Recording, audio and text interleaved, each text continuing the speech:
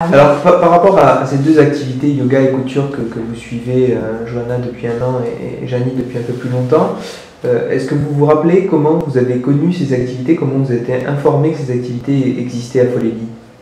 Oui, j'avais un voisin qui était un animateur aussi d'activités ici et qui m'a tout de suite conduite vers l'association du Tumalto en me disant un peu ce qu'ils y faisaient.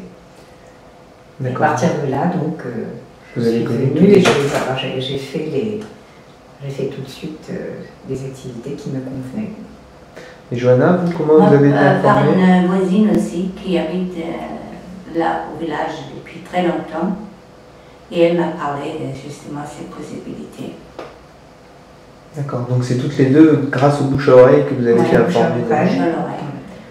Nous pensons que c'est vrai que sur Folélie même, dans des lieux un petit peu, disons, fondamentaux, comme la mairie, je sais pas, des affichages, etc., on pourrait aussi donner une plus grande publicité à ce que fait l'association familiale. Récemment, j'ai rencontré une dame qui était installée depuis quelques mois, qui cherchait à faire de la gymnastique ou du yoga, etc. Et c'est vrai que même un de ces lieux n'a pas été suffisamment informé pour pouvoir lui dire où ça se passait. C'est par le voisinage aussi qu'elle a su que ça existait. Voilà. Et donc, parmi toutes les activités que propose l'association, vous suivez donc yoga, couture. Il me semble, Janie, que vous suivez aussi la randonnée. Vous faites des randonnées de temps en temps avec oui, c'est vrai, j'ai oublié d'en parler parce que c'est vrai que c'est quelque chose qui est, disons, assez rare puisque ça se passe surtout à l'automne, printemps, et nous sortons quand le temps est correct. Donc, on fait, disons, moi j'en ai fait, cette année j'en ai fait que 4-5 randonnées. Mais c'est très sympathique aussi puisqu'on peut commencer on commence par des petites randonnées, c'est-à-dire des dénivelés assez faciles, et puis on peut ensuite aller sur des dénivelés beaucoup plus importants jusqu'à 600-700 ou 800 mètres. Mais c'est très familial, on peut emmener aussi des enfants, c'est très convivial, on s'arrête quand c'est nécessaire, etc.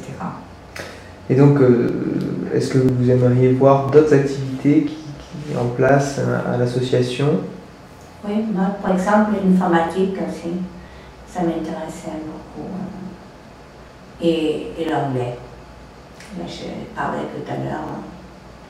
Oui, je pense que des cours de langue, tels qu'ils avaient été promus il y a au moins 4-5 ans, je crois que ça fait 4-5 ans, le professeur n'étant plus disponible, ça s'est arrêté. Et il y avait des cours d'italien, d'anglais, d'espagnol. Et je pense qu'il y avait un certain succès. Soit des cours classiques théoriques, ou alors des conversations aussi, c'est intéressant. Ou littéraire, ça pourrait être intéressant voilà. Pour savoir. Ou alors, littéraire, c'est-à-dire? C'est ce qu'il faut savoir, c'est ce qui est actuel sur le livre. D'accord. C'est ce qui s'est fait. C'est ce qui est hérité, parce que c'est dur à savoir. Ici, je trouve, on est assez reculé pour avoir des informations dessus. Je vous remercie beaucoup pour ces quelques mots de témoignage et en espérant que les activités soient de plus en plus connues au village de Folélie. Nous aussi. Merci. Merci.